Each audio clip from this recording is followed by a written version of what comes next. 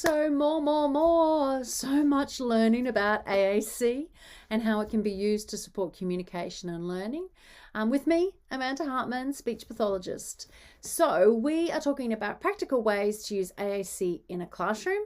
And in this very short, quick video, I think you will find that we're going to be talking about just some whole class instruction and some small group instruction.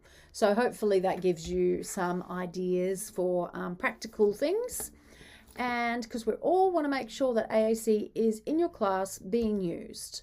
So how might whole class teaching look for a teacher that's trying to use AAC, not just with a one individual one-on-one in the corner, but with the whole class, with the idea that the whole class can benefit from AAC? Probably the number one thing that you can do is project AAC to class whiteboard so that it's visibly seen and all the students in the classroom can see the screen. Okay, and there's just a couple of photos here where you can see in a classroom that we might have the AAC showing. So one of the cool things that I like to do if I'm perhaps using AAC that is on an iPad, for example, I might try using split screen. Now, not every single app and AAC app and also other apps that you might use will be compatible for using split screen. But some people have smart boards that allow them to project two different screens at one time. So that can help. So you can do split screen with things like photographs. So you can have the photos, camera rolls, some sort of inspiration on one side, and you can have the AAC showing on the other. You might play short YouTube videos and have the AAC split onto the other side.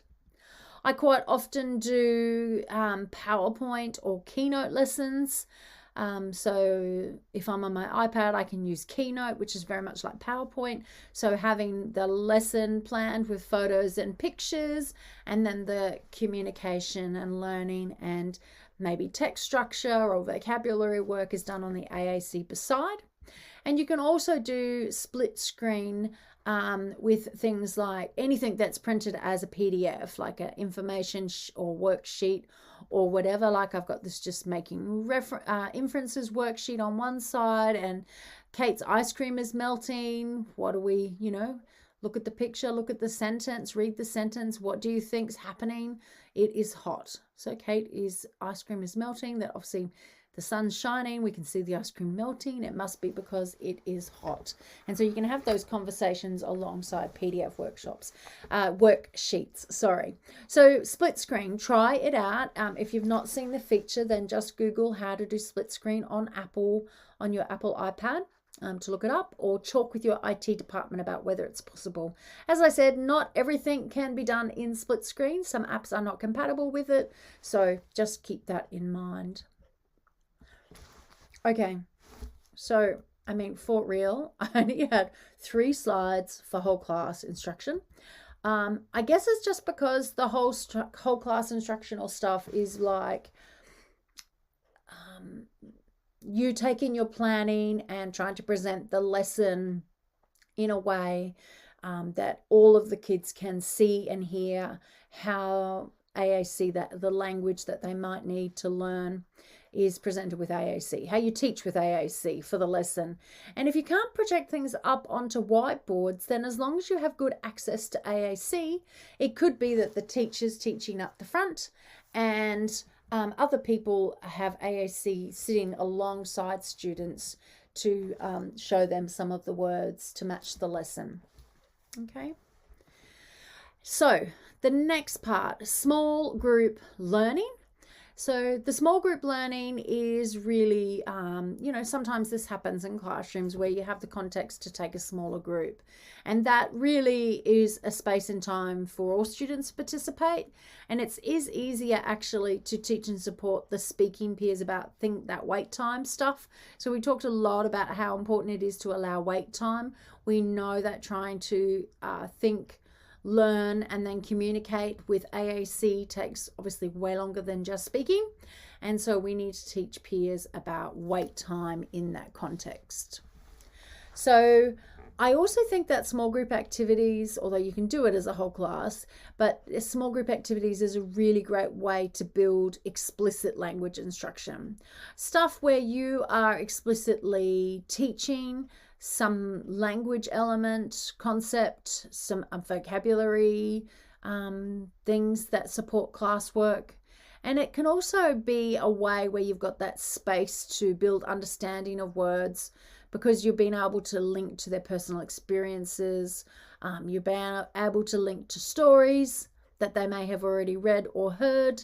And you can also start taking that time to create student definitions of words. So students sharing what they think words might mean. You can do this in a really explicit way.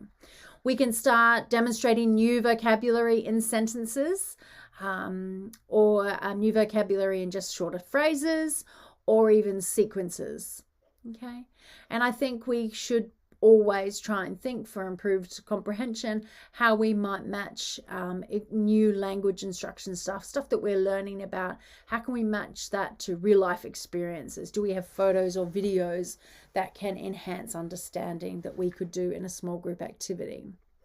So it could be, say, for example, I'll give you an example for a small group activity now. And we are going to do a shared reading with the Gruffalo. And the idea is that as we're shared reading, we're going to discuss the characters and the events. And specifically, the learning intention is that students will share feelings and thoughts about the events of the story, so the steps in the story and the characters in the text. Okay, and so we've already identified in AAC that we might need some thinking and feeling words. We might need to be able to describe their feeling state, and we what things are different or the same, what we think and feel. So this is a mind map, I guess, and there's different ways to create it. And we're really talking about things that we're scared of. Obviously, in the Gruffalo story, it plays on the idea of things that we're scared of.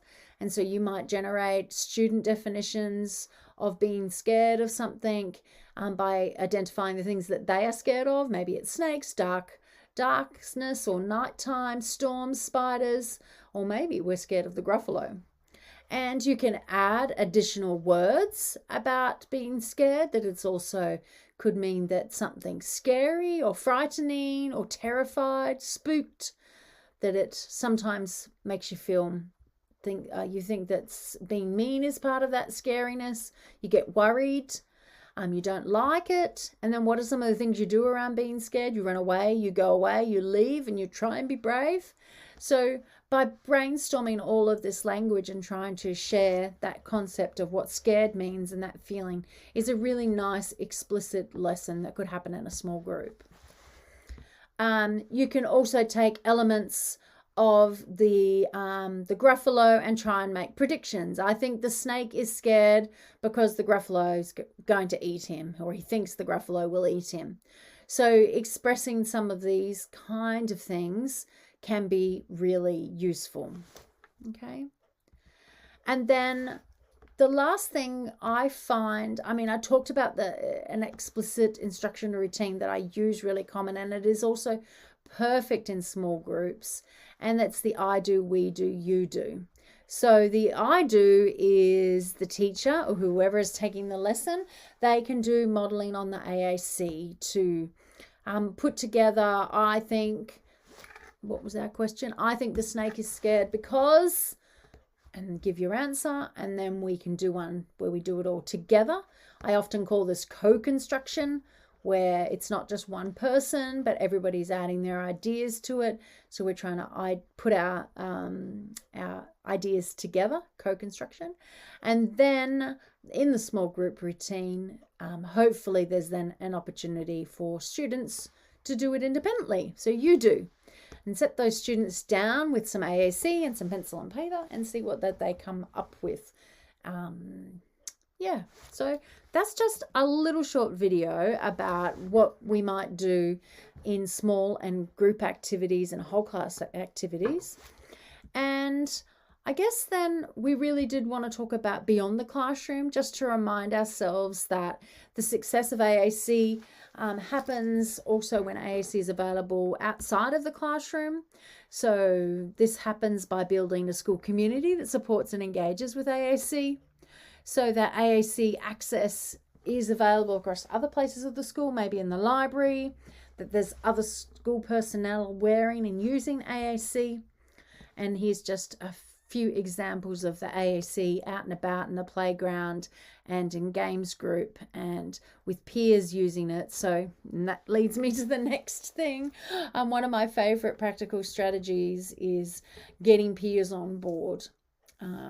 Quite often we'll provide basic training to the key students who are going to be peer supporters, and that they can learn to use AAC perhaps with different learners at different stages across the school, and they can use that within the classroom but also beyond it in the playground and contexts like that. So I think that's really another nice tool that we can have. I also think beyond the classroom, we really want to work to move peer support. So what we suggested here, you've got a peer supporter, someone who knows about AAC and is supporting a person with an intellectual disability to use their AAC. We really do want to make sure we try and move that peer support to genuine friendship whenever possible. So that may mean that as adults, we support students to get to know each other, and AAC can be the tool that helps that. They might need specific support for social interaction, how to ask and answer questions of each other. And just remember that AAC will be really often that thing that a non-speaking student with an intellectual disability can have and use to show their personality, the things that they like, things that make them laugh. And it's really up to us to keep highlighting that personality and highlighting the things that students might have in common. And the reality is, of course, once we get to know people, quite often we have a whole lot more in common with them than we actually thought. Okay. What did the unicorn leave in the loo? Oh. A sparkly rainbow unicorn. He said, what did he leave in the toilet? A sparkly rainbow poonicorn. Okay, play on words there. So things like adding jokes can be a really fun way. Added on the AAC can be a really fun way to build friendships. So we do AAC in our school, and this quick video is really just giving you some quick tips on how you might do that in a whole class or small group activity, and also beyond that classroom. But we have another video with even more practical ideas, so tune in again soon. That's all for now. Bye.